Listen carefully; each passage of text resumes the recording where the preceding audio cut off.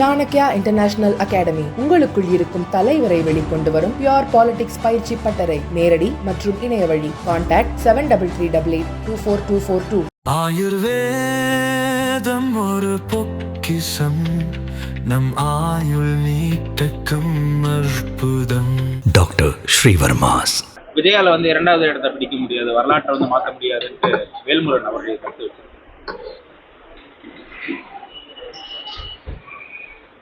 தமிழக வெற்றிக் கழகத்தை பொறுத்தவரையிலும்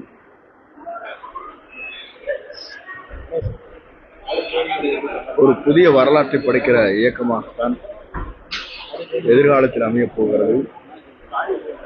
குறிப்பாக ஒவ்வொரு கட்சியை சார்ந்தும் ஒவ்வொரு கருத்துக்களை வெளிப்படுத்துகிறார்கள்.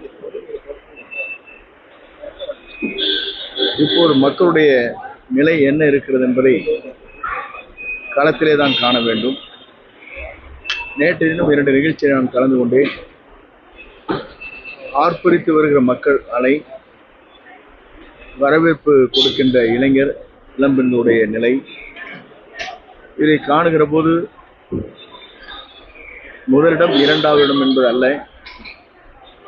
உலகத்திலே செல்வாக்கு மிக்க யார் என்பதை ஆய்வு ஒன்று நடைபெற்றிருக்கிறது. அதிலே பார்க்கின்ற போது முதலிடத்தை பெறுபவர் தமிழக வெற்றிக் கழகத்தினுடைய தலைவர் வெற்றி தளபதி தான் என்பதை புள்ளிவிவரங்கள் சொல்லிக் கொண்டிருக்கிறது. 2வது இடம்தான் பாரத பிரதமர் என்பதும், 3வது இடம் என்பது நம்முடைய முன்னாள் முதலமைச்சர் ஆந்திரா அவர்களும், 4வது இடத்தை இன்றைய துணை முதலமைச்சர் தான் இடம்பெற்றிருக்கிறார் என்ற புள்ளிவிவரம் கொடுக்கப்பட்டிருக்கிறது. இதையெல்லாம் பார்த்ததற்கு பிறகு ஏன் தமிழக வெற்றிக் கழகத்தை எல்லோரும் கூர்ந்து கவனித்துக் கொண்டிருக்கிறார் சொன்னால், முதலிடத்தை வந்து கொண்டிருக்கிறது, அடுத்த முதல்வர் அவர்தான் என்பதை காலம் பதில் சொல்ல இருக்கிறது. ஆகவேதான் எல்லோரும் இதற்கான கருத்துக்களை சொல்லிக் கொண்டிருக்கிறார்கள். ஒன்றிய முடத்தை சொல்ல விரும்புகிறேன். 1.5 மாத காலத்திற்கு முன்னால் துணை முதலமைச்சர் உதயநிதி ஸ்டாலின் அவர்கள் சொல்லுகிற போது, இவரே 100 ஆண்டு காலம் பொதுச் செயலாளராக இருந்தால் எங்கள் பணிகளை நிறைவேற்றுவதற்கு சுலபமாக இருக்கும் என்று சொன்னார். அப்படி என்றால் இருவரும் ஒன்றாகத்தான் இருக்கிறார் என்ற பொருள்தான் இருக்கிறதே தவிர முதலிடம் 2வது இடம் என்பது அல்ல. இதை காட்ட ஒன்றிய கூட்டத்தை சொல்ல விரும்புகிறேன். 20 ஆண்டு காலம் காங்கிரஸ், 30 ஆண்டு காலம் ஆட்சியில் இருந்தார்கள். அதற்கு பிறகு திராவிட முன்னேற்ற கழகம் ஆண்டு கொண்டிருக்கிற போது புரட்சித் தலைவர் அவர்கள் வெளியே வந்தவுடன் அவர்தான் தமிழ்நாட்டின் நிரந்தர முதலமைச்சர் என்ற வரலாற்றை படைத்தார். அதே நிலைதான் நம்முடைய வெற்றிக் கழகத்துடைய தலைவர் எல்லோரும் சொல்வதைப் போல அல்ல. நான் நேற்றைய தினம் மட்டுமல்ல, ஈரோடு நிகழ்ச்சியிலே பார்க்கின்ற போது, தலைவர் வருவார், நாளை ஆட்சி பிடிப்பார், அவர்தான் தமிழ்நாட்டின் முதலமைச்சர் என்றுதான் மக்கள் ஆர்ப்பரித்து வருகிறார்களே தவிர வேறொன்றுமில்லை. இது தமிழக வெற்றி கழகம் ஆக்கப்பூர்வ கட்சியாகவே இல்லை, ரசிகர் மன்றமாகவே தான் இருக்கு. ஒவ்வொருவரும் ஒரு கருத்துக்களை சொல்கிறார்கள். அந்த கருத்திற்கெல்லாம் நாம் பதில் சொல்வது சரியாக இருக்காது. எங்களை பொறுத்தவரையும் தெளிவாக, நிலையாக நாளை எதிர்காலத்தை நோக்கி எங்கள் பயணங்கள் மேற்கொள்ளப்பட்டிருக்கிறது. ஒரு நல்லவர் தமிழ்நாட்டில் முதலமைச்சராக வர வேண்டும் என்பதுதான். அப்படி என்றால் நீங்கள் கேட்கக்கூடும், புரட்சித் தலைவர் அம்மா இல்லையா என்று கேட்கக்கூடும்.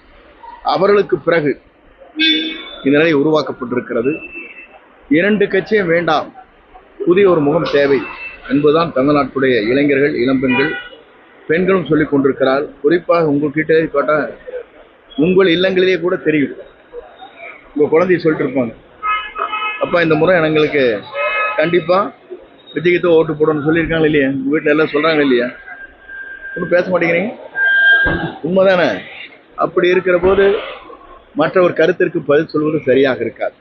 இப்போ இந்த ஜனநாயகன் படத்துக்கும் பராசக்திக்கும் ஒரு இது சொல்றதுக்காக இது தியேட்டர் கிடைக்கல அப்படிங்கிற மாதிரி. பொதுவாக ஒவ்வொரு திரைப்படத்தை வெளியிடுகிற போது வளர்ந்து வருகிற இயக்கத்திற்கு இது போல தடைகள் வரத்தான் செய்யும். இப்போ அதிமுக வேற யாராவது முக்கிய புள்ளிகள் இந்த தமிழ் வெற்றி கழகத்தில் நான் தான் அன்றைக்கே சொல்லியிருக்கிறேன். பொங்கல் வரையிலும் பொறுத்துக் கொள்ளுங்கள், அதற்குள் எத்தனை பேர் வருகிறார் என்பதை நீங்கள் காணப்போகும். அதே போல ஓபிஎஸ் ஜிடிவி நீங்க சேருவாங்க அப்படின்னா பேச்சுவார்த்தை நடந்துட்டு இல்லை, அவர் சேருவார் என்பதல்ல, நம் கூட்டணி இடம்பெறுவார். இப்போ இந்த சிபிஐ என்கொயரி எந்த அளவுக்கு தேவைன்னா கரூர் சென்று வந்தவர்கள் தான் ஒன்றும் அவரிடத்திலே நான் கேட்கவில்லை. அவர் வந்ததற்கு பிறகு நான் இங்கே கோவைக்கு வந்துவிட்டேன். ஆகவே என்ன நிலை என்பதை அவருக்கு அறிந்துதான் சொல்ல வேண்டும். இப்போ இந்த ஜனநாயகன் படம் பாடல் இசை வீட்டில் மலேசியாவில் பண்ணாங்க, அந்த பாதுகாப்பு நல்லா இருந்ததுங்க. தமிழ்நாட்டில் அடுத்த கட்ட பொறுப்பு பொதுவாகவே உலக வரலாற்றில் மலேசியா மண்ணில் இவருடைய கேசட் வெளியீட்டு விழா என்பது ஒரு வரலாறு படைக்கப்பட்டிருக்கிறது. குறிப்பாக பாரத பிரதமர் குடியரசுத் தலைவருக்கு மட்டும்தான் விமான நிலையத்திலிருந்து பாதுகாப்பு அளித்து சாலையிலே ரோட் ஷோ என்பார்களே, அது நடைபெற்றது முதல் முறையாக மலேசியா நடைபெற்றது. மலேசியா மண்ணில் 1 லட்சம் பேர் அங்கே இந்த நிகழ்ச்சிக்கு வந்தார்கள். மலேசியாவில் எப்போதுமே இட நெருக்கடி என்று சொல்ல இயலாது. டிராபிக் ஜாம் ஆனது 2 மணி நேரம். ஒவ்வொரு நாட்டிலிருந்து வந்தவர்கள், பக்கத்தில் இருக்கிற நாட்டிலே வந்தவர்கள் எல்லாம் வாகனத்தில் செல்வது 2 மணி நேரம் தாமதம் ஏற்பட்ட என்ற வரலாறும் அங்கே இருக்கிறது. இதே போல அரசு இதில் பல்வேறு போராட்டங்கள் ஜாக்கிரதையாக பண்ணியிருந்தாங்க. நேற்று தலைமையில் அறிவித்து என்னை பொறுத்தவரையிலும் முழுமையாக அதை தெரிந்ததற்கு பிறகு பத்திரிகை வருகிற செய்தியை வைத்துவிட்டு சொல்ல முடியாது. ஏனென்று சொன்னால் போடப்பட்டிருக்கிற ஜியோ எப்படி இருக்கிறது என்பதை தெளிவாக தெரிந்துவிட்டு என்ன நிலை இருக்கிறது என்பதை ஆய்ந்துதான் அதற்கு பதில் சொல்ல வேண்டும்.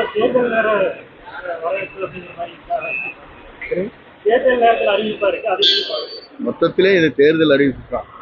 அந்த பல்வேறு கட்சிகள் தேர்தல் வாக்குறுதியை ரெடி பண்ணிட்டு இருக்காங்க. தமிழக வெற்றி தேர்தல் வாக்குறுதி எப்படி ஒரு சிறந்து பாருங்க. ஜனநாயகன் ட்ரெய்லர் பார்த்தீங்கன்னா மிக எழுச்சியாக இருந்தது. அது ஒரு பெரிய மாற்றத்தை உருவாக்கும். அதுதான் சினிமா இதெல்லாம் கடைசி படம் அப்படிங்கும்போது அரசியல் சார்ந்த விஷயங்கள் எந்த அளவுக்கு எதிர்பார்க்கலாம்? திரைப்படம் வெளிவந்ததற்கு பிறகு மக்களே வியக்கத்தக்க அளவுக்கு இருக்கும்.